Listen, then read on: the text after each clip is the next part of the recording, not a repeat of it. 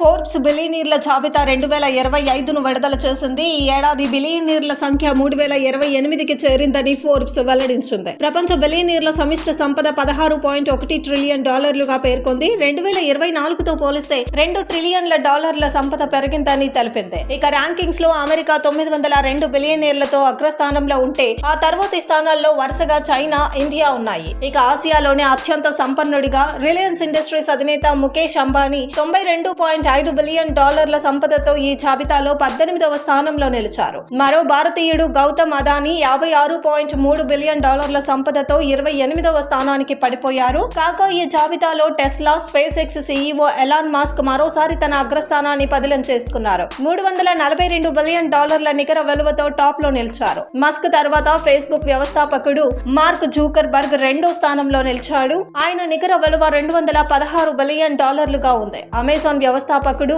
Jeff Bezos $215 billion నికర విలువతో మూడో స్థానంలో ఉన్నారు.